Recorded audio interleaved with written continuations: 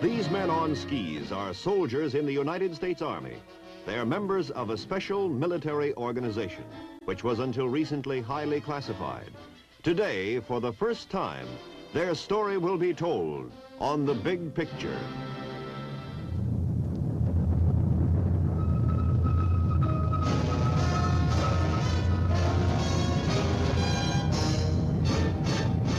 The United States Army presents The Big Picture, an official report produced for the armed forces and the American people.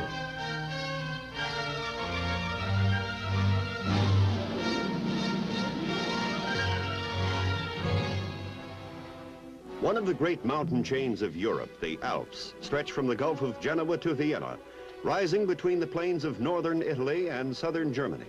The town of Bad Tolz lies in an alpine valley near Germany's Swiss border. Here is the American Army's Flint Caserne, the home of the 10th Special Forces Group in Europe, until recently a secret military force.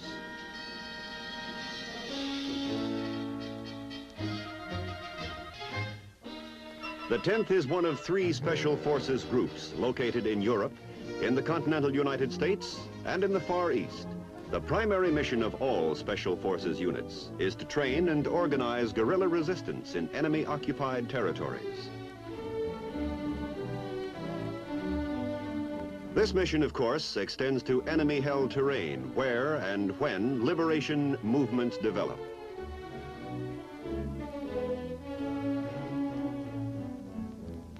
The role of the men of a Special Forces group is unique, and its members are uniquely trained and qualified to carry out their hazardous and adventurous assignments. Every man is a volunteer who has passed rigorous testing. The average Special Forces team is composed of 2 officers and 13 enlisted men. Every member of the team is first trained in a particular specialty: demolition expert, communication specialist, and the like.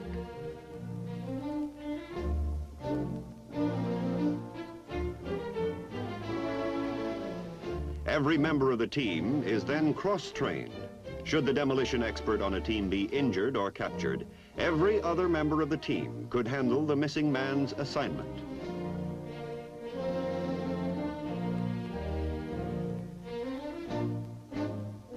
Actually, a Special Forces team member combines all the attributes of an instructor, a paratrooper, light and heavy weapons expert, and medical specialist. Operating behind enemy lines in hostile territory, communications play a vital part in the working life of a team. Communications must be maintained between the team and the partisan with whom they work, and between the team and its headquarters. Every team member is a trained radio or wireless operator. Because the job calls for rugged men with great physical endurance, calisthenics are not only an important part of the initial training period, but a day-to-day, year-round activity.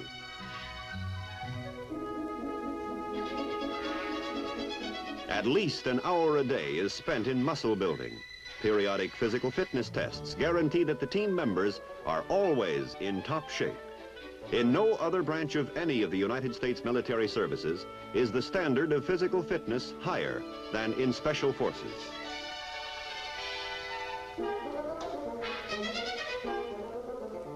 Because the teams are trained as experts in guerrilla warfare, a thorough knowledge of judo is required of the men. Among the groups at Bad Tolz, a man's hand is as deadly a weapon as a rifle or hand grenade. It takes a year to develop an adequately trained member of a Special Forces group. Language training is also included. Additional months are spent in achieving the razor sharpness required in all the skills essential to the general mission.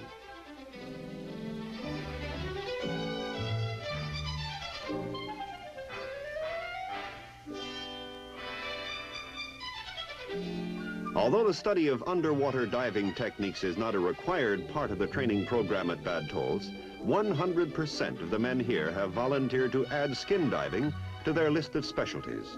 Strong lungs are essential in mountain climbing, cross-country skiing, and any sort of airborne operation.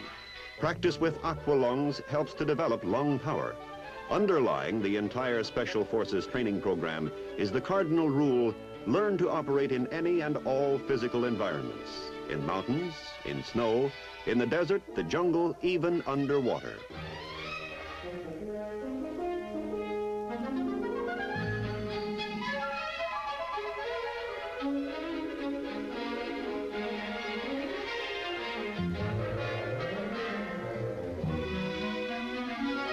No opportunity is lost in putting the men under conditions of hardship and stress.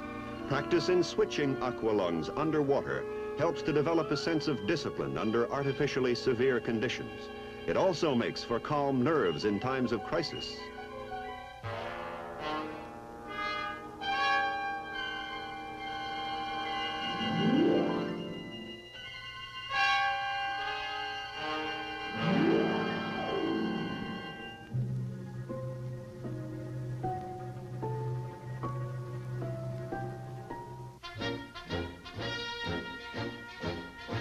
Because of their alpine setting in the area of their operations in southern Germany, mountain climbing skills are demanded of the 10th Special Forces Group. Muscles conditioned by rope climbing in the gymnasium are put into use here on a nearly vertical cliff face.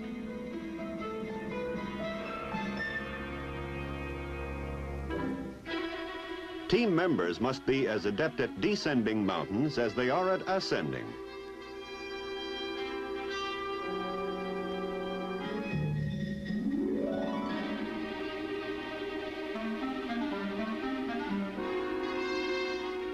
Although they are paratrooping mountain climbing skin divers, the incidence of accidents in Special Forces groups is no greater than that throughout the Army in general. This is solid evidence of the high degree of skill attained by these guerrilla warfare specialists.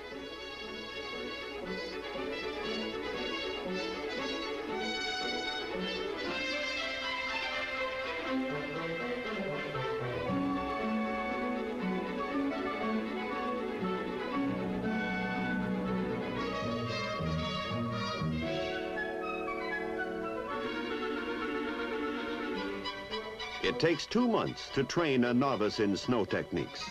Additional months of practice are needed to make these men experts.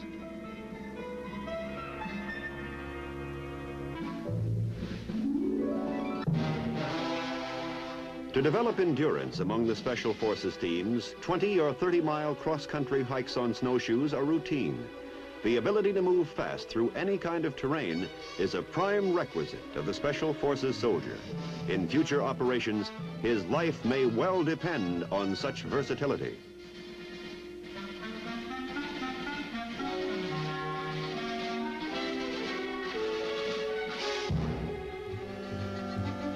Every team member is taught the basics of first aid and emergency medical treatment. More than that, one member of the team is a medical specialist. His rating is far higher than that of the ordinary medic. He's qualified to perform simple operations in the field, such as an appendectomy.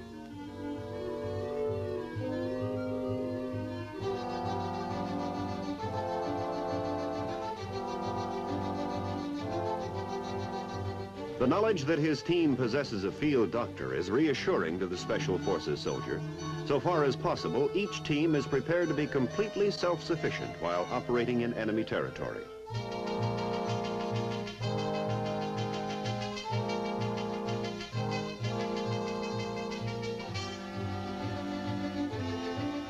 Although there are parachute rigging experts attached to the Special Forces group, every team member is also taught to rig a chute.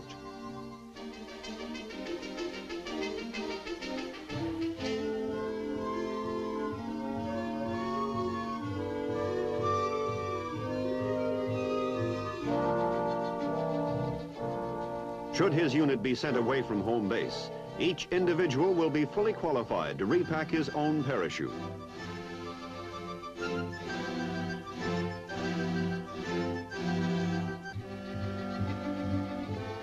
A thorough understanding of how his parachute works gives the jumper added confidence just before diving out of the plane into space. Each man will be equipped with 2 chutes, the emergency chute and the larger backpack T-10. This is an improved model of the parachute worn by airborne troops in World War II.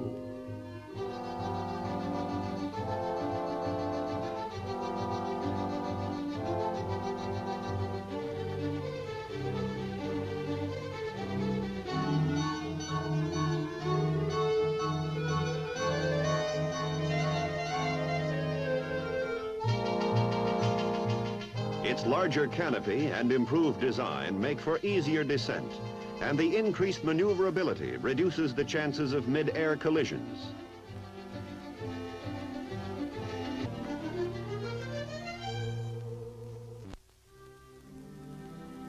During field training missions, the many and varied skills of the Special Forces teams are put to test.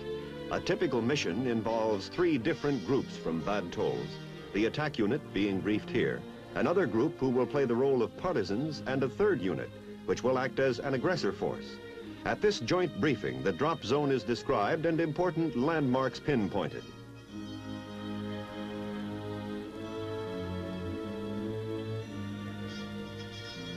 Group leader First Lieutenant Thorne will describe the mission in his own words. At 0400 hours, my team, Killer Group Wolfhound, was shooted up and ready to board. Our mission was to meet with an underground partisan band and to help them destroy a vital railroad bridge in aggressor-held territory. The bridge was nestled in a narrow valley which the Air Force hadn't been able to bomb. Just getting to the bridge site was going to be tough enough.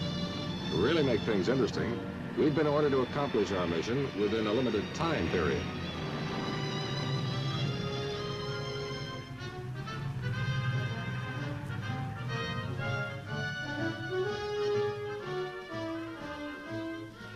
The partisans had been told by radio to expect us to land shortly before dawn. We were counting on their meeting us near the drop zone. At 0500, we were nearing the drop zone. From drop time, we had only 7 hours with a lot to do.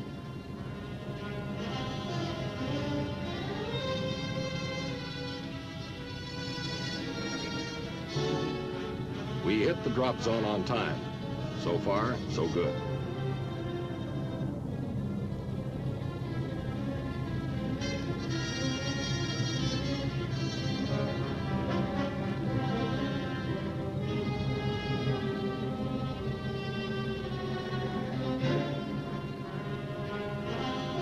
The partisans are right on the spot, ready to give us a hand when we land with our supplies and equipment.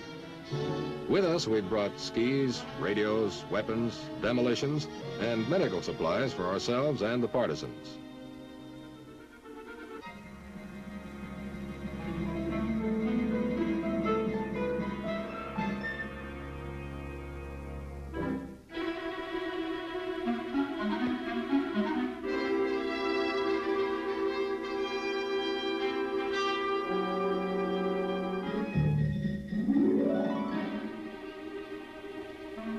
Because the enemy forces no partisans are operating in this area, we can't waste time out in the open. The mountains will give us the cover and concealment we need. By ski, we head for our first destination, partisan headquarters, a few kilometers up the mountainside.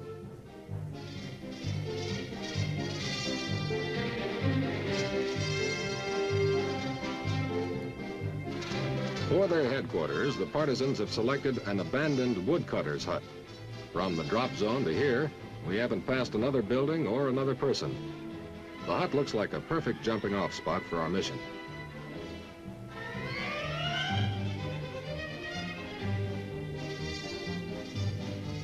The partisan leader, in the Daré, goes under the cover name of Eric.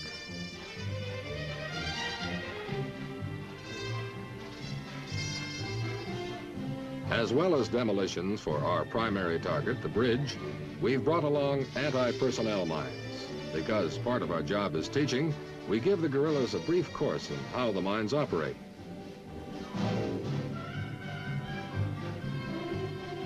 All but 2 of Killer Group Wolfhound will be heading for a highway near the bridge.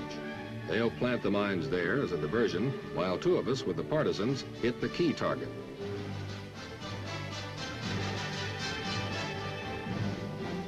It's 0700 hours when we're ready to leave the hut. 5 hours left to complete the mission.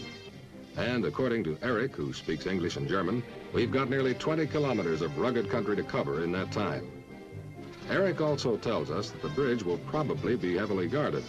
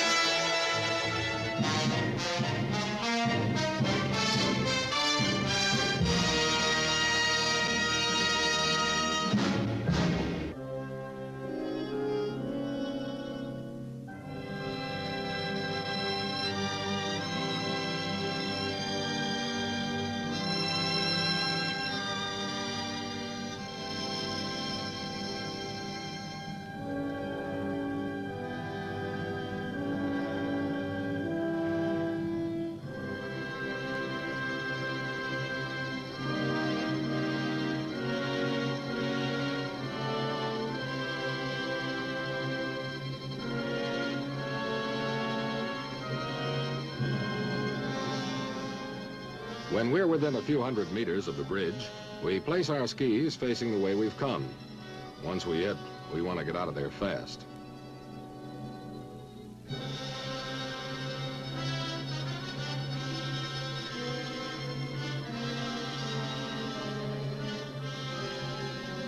The time is now 11:45 hours. The cross-mountain hike took longer than either Eric or I figured. Now we have less than 15 minutes to line up our operation, strike, and be on our way.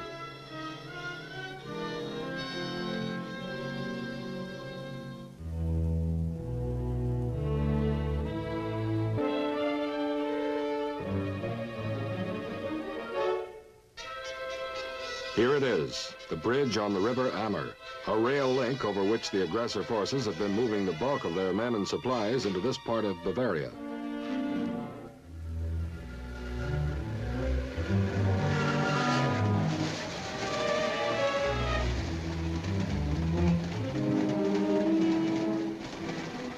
And, as warned, the bridge is heavily guarded. After discussing the bridge structure and demolition capabilities with me, Eric, the partisan leader, outlines the plan of attack to his men. They'll split into two groups, one for the guards, the other to ready the N3 explosive charges and wiring.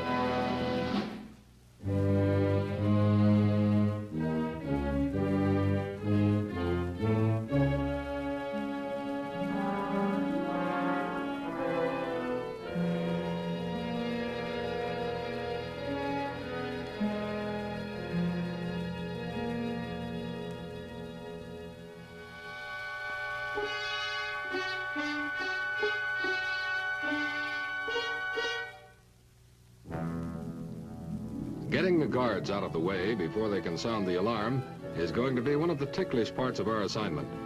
If the rest of my team and the other partisans have done their job, a large part of the aggressor's forces will be off on a wild goose chase. But those aggressors remaining at the command post are still too close for comfort, just up the hill beyond the bridge. We can't make a sound until we actually blow the bridge.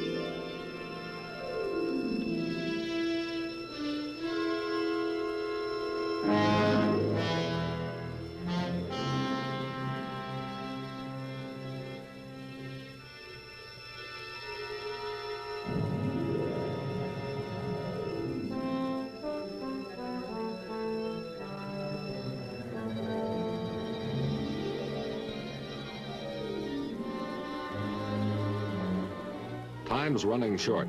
If we're going to meet the timetable laid down by the command at Bad Tolz, less than 8 minutes.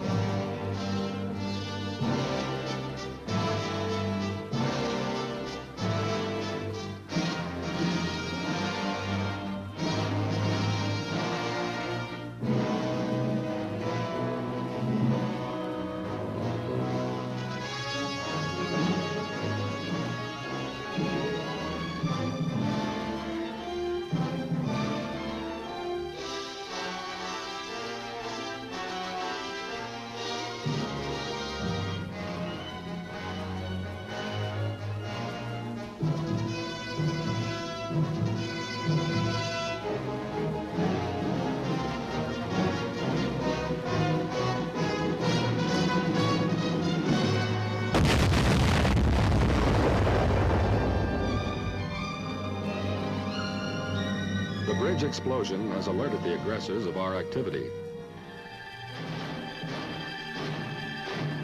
They have dogs and men who know the terrain. Should they overtake us, our mission will only be partly successful. We've got to move fast and keep distance between them and us.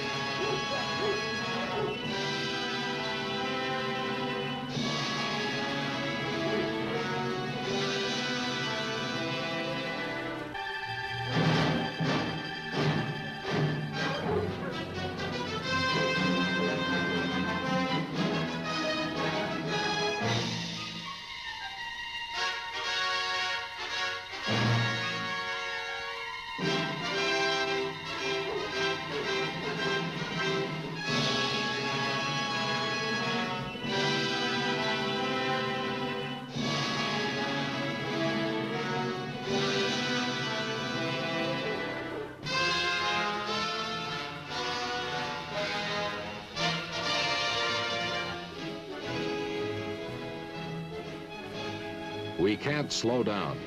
This is when our endurance and training must pay off. Eric can still see aggressor patrols in close pursuit.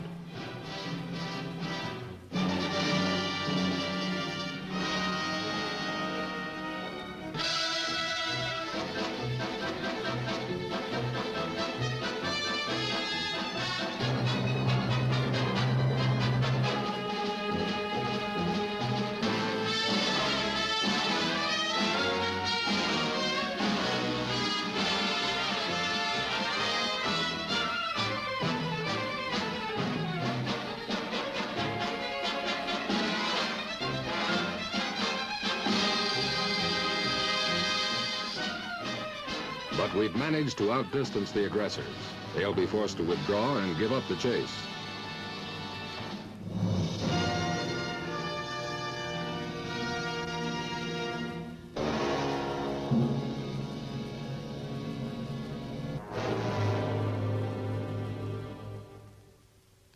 And so, mission accomplished successfully. The team has a right to feel proud, but that doesn't mean they'll be resting on their laurels.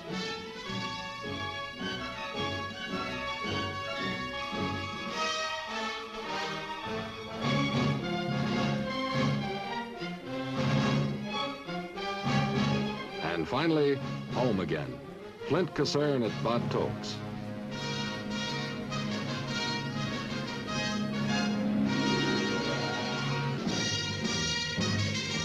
Tomorrow they'll be out for more training, climbing mountains or making practice jumps.